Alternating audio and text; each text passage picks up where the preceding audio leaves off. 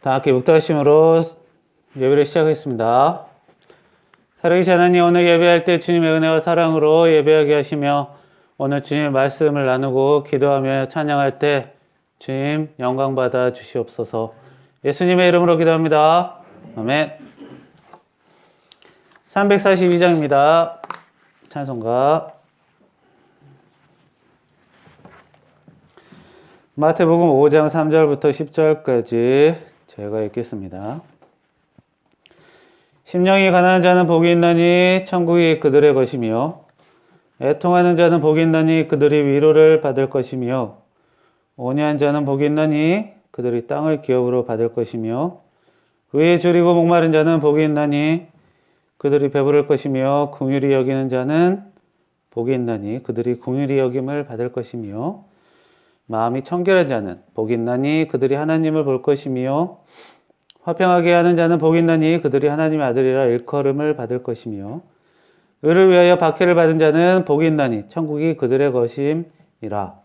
아멘. 기도하겠습니다.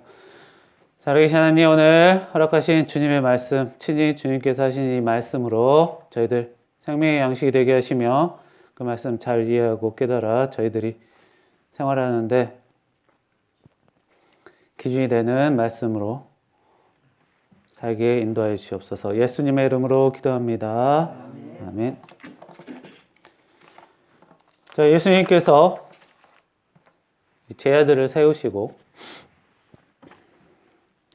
이제 가장 먼저 하셨던 일이 바로 이 산상수훈이라고 산에서 제 아들과 그 다른 사람들을 가르치셨습니다.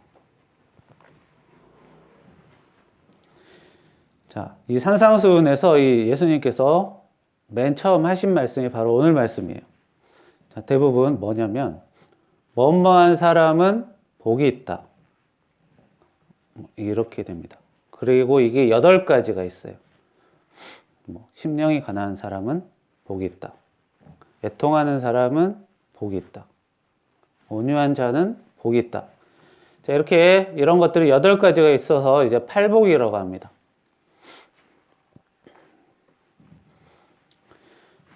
그리고 이 산을 팔복산이라고도 하죠. 자, 복을 받는 사람은 어떤 사람인가를 시작부터 예수님께서 말씀하셨어요. 자, 맨 처음이 뭐냐면 심령이 가난한 자, 심령이 가난한 자는 복이 있다 라는 말입니다. 사실 심령이라는 것은 우리 영혼입니다. 영혼, 또 마음이라고 봐도 돼요. 자, 심령이 가난하다. 이 말은 마음이 가난하다라는 것입니다. 마음이 가난하다. 좀 애매한 표현입니다.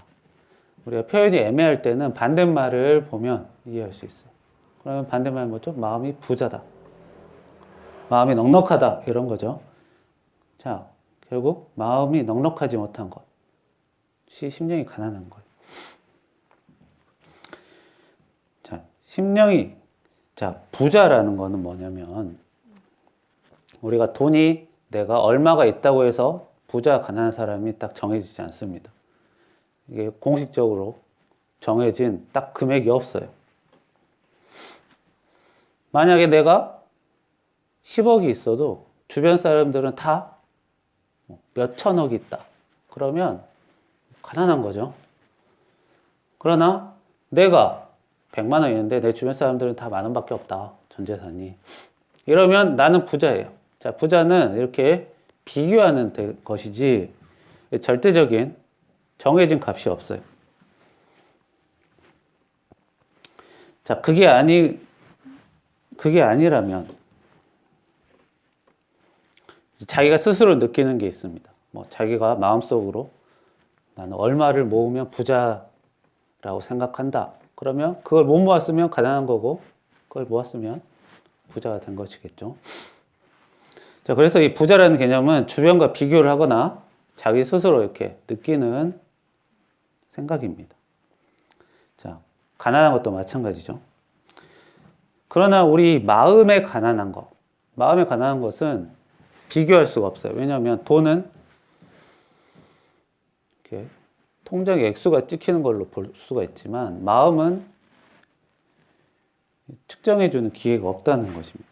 그래서 결국 자기 스스로 느끼는 것밖에 없어요. 자기 스스로 마음은 가난하다라는 것은 남과 비교하기보다는 자기 스스로 느끼는 것입니다. 그래서 마음의 여유가 없는 것은 욕심이 많은 사람은 좀 마음의 여유가 없죠. 그게 아니더라도 겸손한 사람 또한 나 부족해. 나는 아직도 모자라. 이런 것 역시도 마음의 여유가 없습니다. 결국 겸손한 사람이나 겸손하지 않는 사람이나 이 사람은 누구나 마음이 가난하기 쉽습니다. 마음이 여유가 있으려면 어때요? 좀 물질적으로 어느 정도 안정돼야 돼요. 돈이 하나도 없고 배고프고 가족도 쫄쫄 굶는데 나는 마음에 여유롭다. 여유 있게 살아야지. 좀 정신이 이상한 거예요.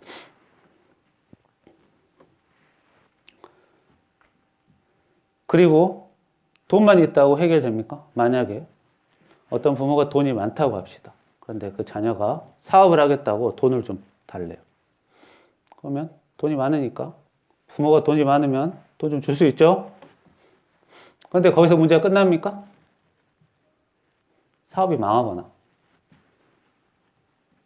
다시 또 고민이 생깁니다. 그러면 또 다른 사업에 돈 주면 그만입니까? 결국 부모가 돈이 많다고 해서 문제가 무조건 다 해결되는 게 아니에요. 마음의 여유가 무조건 평화롭게 살 수 있는 게 아닙니다. 돈을 줄 수 있다 하더라도 다 말아먹고 망하면 마음의 여유가 없어지겠죠. 결국 이 마음의 여유라는 것은 돈이 많든 적든 겸손한 사람이든 아니든 자기 인생이 항상 즐거운 일만 있는 사람이 아니라면 누구든 겪는 일입니다. 마음이 항상 편한 사람이 어디 있습니까? 물론 돈이 많으면 인기가 많은 사람이면 즐거운 일이 좀 더 많겠지만 그런 사람이라 하더라도 어려운 일은 다 있어요. 결국 마음이 가난한 사람은 심령이 가난한 자는 복이 있다라는 것은 고생하는 이 사람 누구나 복을 받을 자격이 있다는 것입니다. 이 사람의 마음은 가난할 수밖에 없기 때문에 그 누구나 복을 받을 자격이 있고 천국이 그들의 것이다. 하나님이 천국만큼은 돈이 많든 적든 성격이 좋든 안 좋든 욕심이 많든 적든 천국은 허락해 주신다라는 것입니다. 그래서 고집 센 사람, 욕심 많은 사람, 천국에 못 가나? 그런 거 아닙니다. 겸손하지 못한 사람은 천국에 못 갑니까? 아니죠. 사람은 기본적으로 연약하기 때문에 누구나 천국에 갈 수 있다라고 하나님이, 예수님께서 먼저 알려주시는 거예요. 애통하는 자. 애통하는 자, 막 엉엉 슬픈 사람이에요. 한탄하는 사람. 한탄하는 사람, 좋은 일 있어서 한탄하겠어요? 안 좋은 일 있으니까 애통. 슬프게 우는 걸 애통하라고. 매우 슬픈 게 애통한 것입니다. 네? 일이 안 좋으니까, 여건이 안 좋으니까, 안 좋은 일이 자꾸 생기니까 애통한 거예요. 그런 사람에게도 위로는 있다. 주님의 위로는 있다라는 것입니다. 네? 자기가 잘못을 해서 일이 망쳤어도, 아니면 다른 사람이 나에게 피해줘서 망쳤어도 위로하실 분이 있다라는 것입니다. 그래서 처음 이 두 가지 복은 사실 모든 사람, 이 연약한 사람에게 천국과 주님의 은혜가 허락된다라는 것입니다. 겸손한 사람만, 특별한 사람, 예수님 믿는 사람만 된다는 거 아닙니다. 자, 그리고 온유한 자. 온유한 자는 뭐예요? 성격이 부드러운 사람이에요. 자, 우리 성격이 강한 사람이라고 아주 매사 하는 일마다 다 날카롭지 않습니다. 좋은 일만 자꾸 생기는데 굳이 화내고 다닐 일 없죠. 물론 성격 자체가 온유한 사람, 부드러운 사람도 있지만 성격이 부드러운 사람이라고 해서 매사 모든 일에 부드러운 건 아닙니다. 그러나 이 온유한 사람은 대부분 어때요? 남을 괴롭히진 않아요. 이렇게 온순한 사람을 말합니다. 온순한 사람, 즉 남을 괴롭히지 않는 사람은 이제 복이 있다라는 것입니다. 주님의 주신 은혜가 있다라는 거예요. 그리고 의에 줄이고 목마른 자. 의는 여기서 하나님이 보시기에 옳다는 거예요. 하나님이 보시기에 옳은 것. 하나님과 사람을 사랑하는 것이죠. 그것에 목마른 자. 그것을 좋아하는 사람. 하나님과 사람을 사랑하기를 원하는 사람. 마음에 두는 사람. 그런 사람은 복이 있다라는 거예요. 긍휼히 여기는 자. 긍휼히 여기는 건 뭐죠? 불쌍히 여기는 겁니다. 사람을. 좀 불쌍한 사람 보고 이렇게 불쌍한 마음을 드는. 여기서 말하는 거는 뭐 자기 재산을 다 털어줘라 이런 게 아니에요. 그냥 긍휼히 여기. 자기 할 수 있는 선에서 작든 크든 이렇게 남을 보고 불쌍히 여기는 마음을 갖는 사람은 뭐예요? 복이 있는 사람이라는 거예요. 마음이 청결한 자는, 마음이 깨끗한 사람. 뭐예요?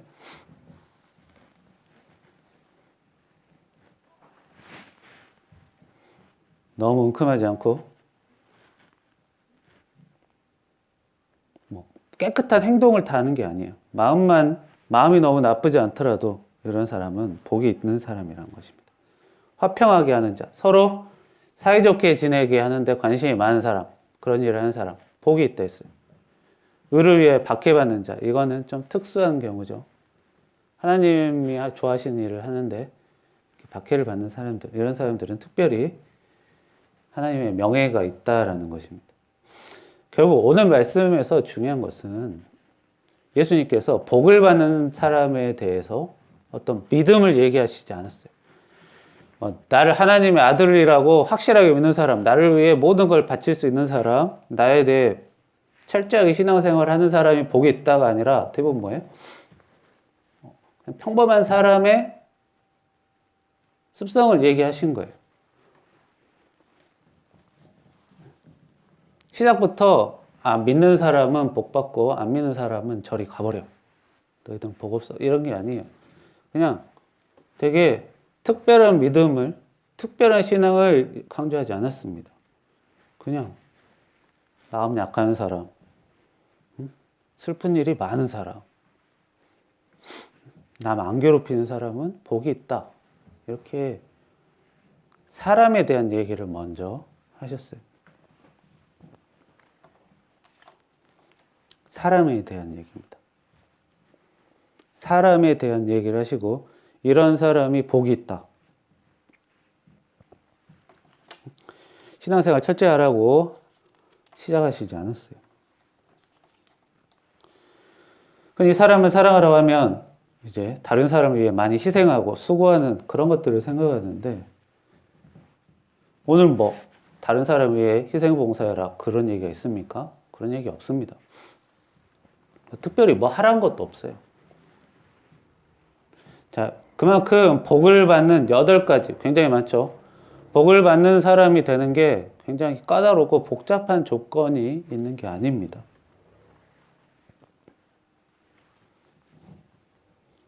막 교회 활동에 막 목매달고 신앙생활에 자기 시간을 막 들이부어야 된다고 하지 않으셨습니다. 서울 서초구에 보면 사랑의 교회가 있어요. 거기는 제자훈련이라는 것을 합니다.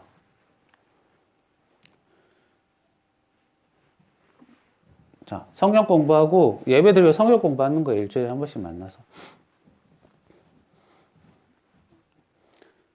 그게 대단한 건 아닌데 문제는 제자훈련을 한 번 하게 되면 빠지면 안 돼요. 무슨 일이 있어도. 한 번 빠지면 경고고 2번 빠지면 그냥 아웃시킵니다. 그러니까 무슨 일이 있어도 그 제자훈련을 신청했으면 그거 위주로 살라는 거예요. 굉장히 빡빡하게 하는 것이죠. 자, 신앙생활 열심히 하고 성경 말씀 배우는 게 나쁜 건 아니지만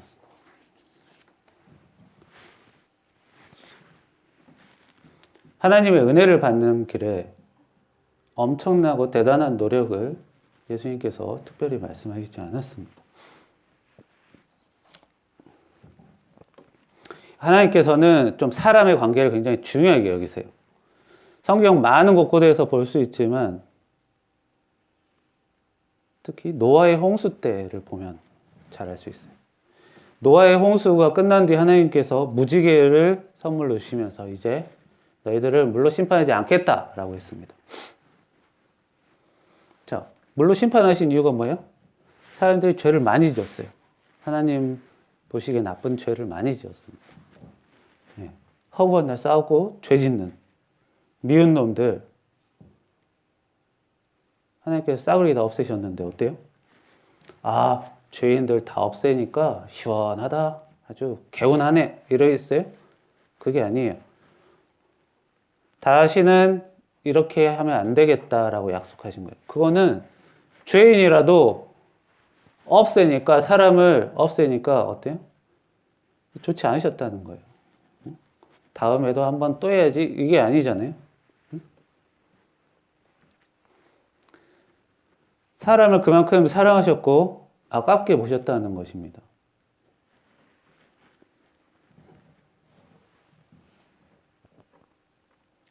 신앙생활 열심히 하고 잘하는 것 좋지만 더 중요한 것은 사람을 미워하고 괴롭히지 않는 것입니다. 하나님이 이 사람끼리 싸우는 것을 가인과 아벨도 그렇죠. 굉장히 유심히 보고 싫어하시기 때문이에요. 십계명을 통해서도 알 수 있습니다. 예수님께서도 많이 말씀하셨고요. 자, 올해 2월 달부터 아직까지 올해 2월 달에 시작된 러시아와 우크라이나 전쟁이 있습니다. 아직도 계속되고 있죠. 갈수록 상황이 더욱더 심각해지고 있습니다. 자, 러시아는 굉장히 강대국이에요. 그에 비해 우크라이나라는 해바라기 기름, 옥수수, 밀 이런 거 생산해서 파는 나라예요. 좀 가난하고 약한 나라입니다. 그래서 우크라이나가 돈 많은 나라, 기술이 너무 많은 나라, 막 땅속에 자원이 많은 나라라면 러시아가 먹어서 큰 이득을 얻을 수 있겠지만 농사나 좀 짓는 나라예요. 그렇다고 러시아가 땅이 좁은 것도 아니고 평야가 작은 것도 아닙니다. 우크라이나 먹어서 그렇게 이득이 안 돼요. 큰 이득이. 그저 푸틴이라는 러시아 정치 대표자가 자기 고집으로 벌린 일입니다. 이 전쟁을 일으키면 강한 모습을 보여줄 수 있기 때문에 때리는 입장이죠. 만드는 입장이 아니라 강한 사람을 보여줄 수 있어요. 그 사람은 그걸로 계속 자기 입지를 올렸어요.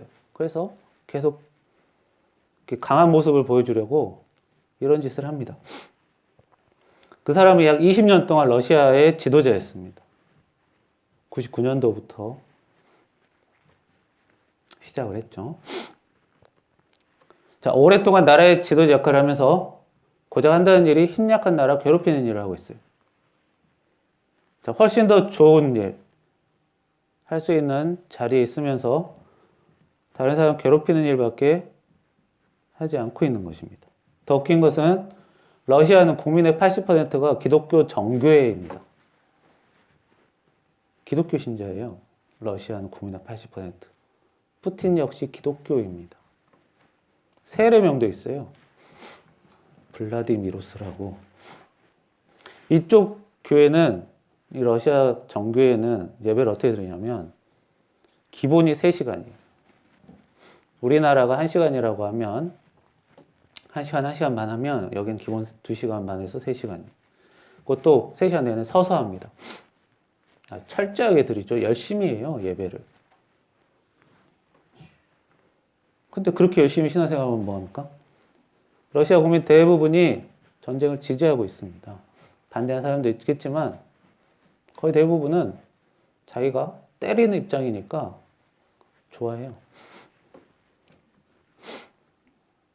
자, 신앙생활 열심히 하고 예배 열심히 드려봤자 다른 사람 괴롭히는 일 하면 다 속수무책 도루묵입니다. 하나님이 싫어하시는 일이에요.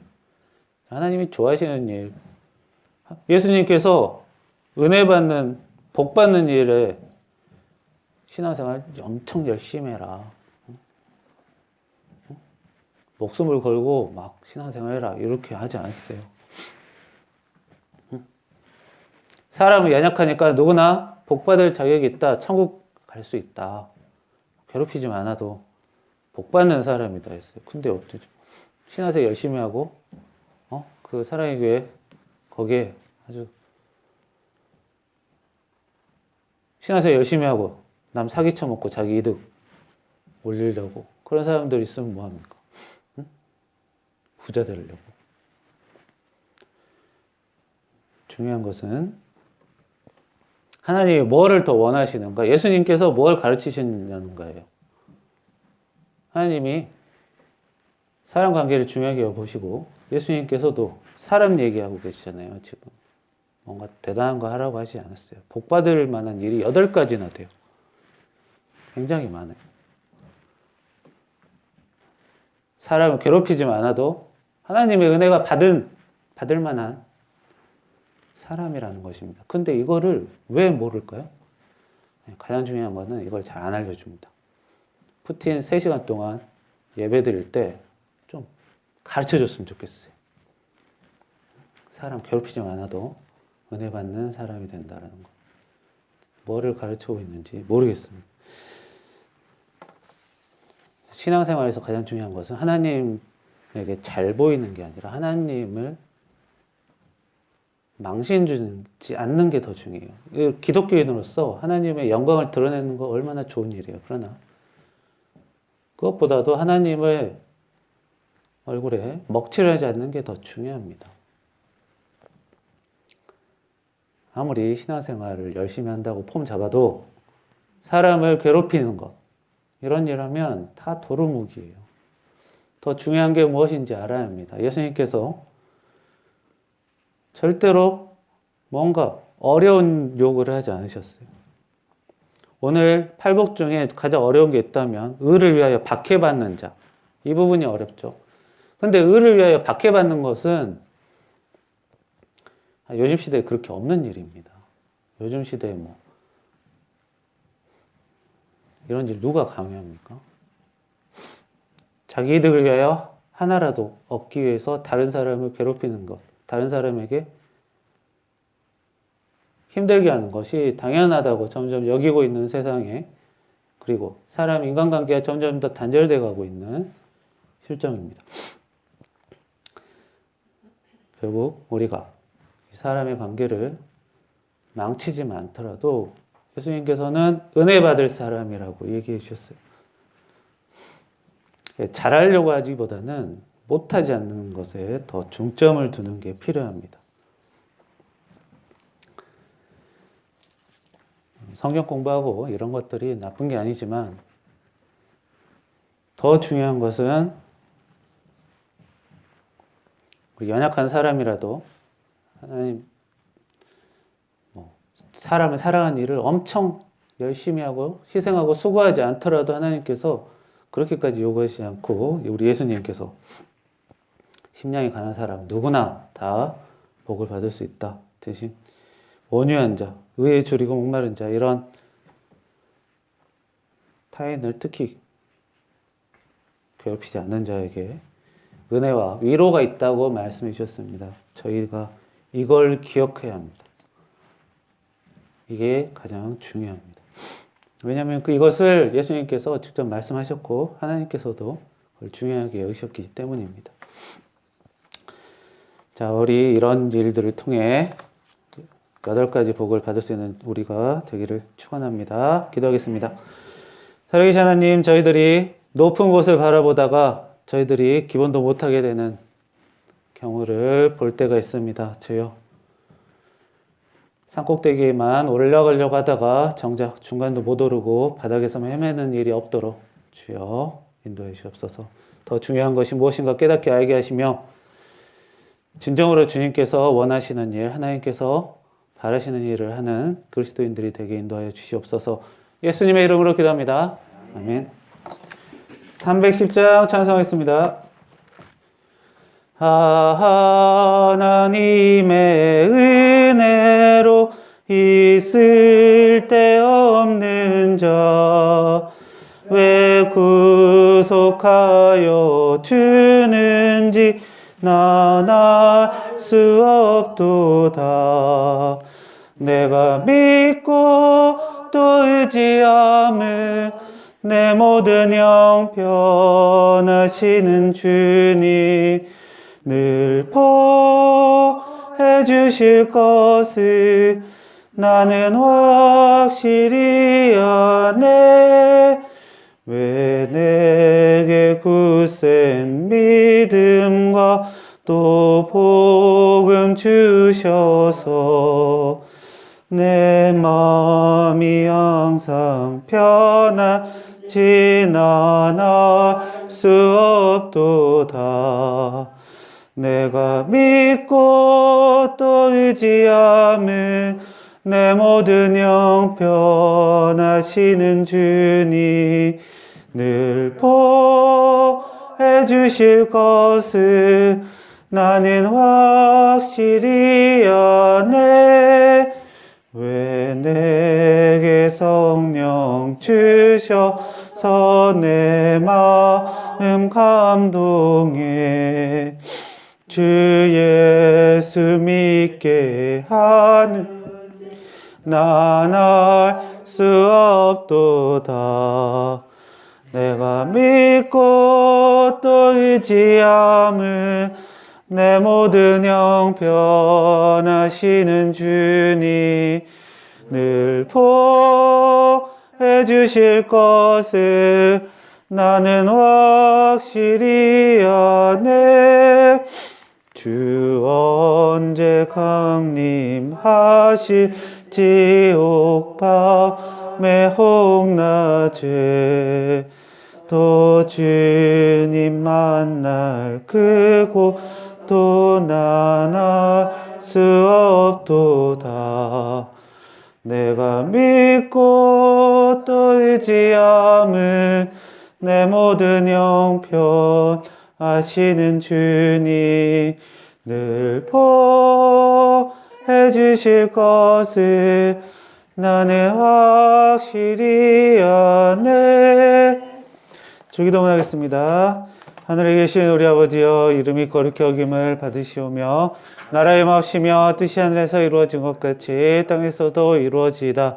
오늘날 우리에게 일용할 양식을 주옵시고 우리가 우리에게 죄진 자를 사해 준 것 같이 우리의 죄를 사해 주옵시고 우리를 시험에 들게 하지 마시옵고 다만 악에서 구하옵소서. 대개 나라 권세 영광이 아버지께 영원히 있사옵나이다. 아멘.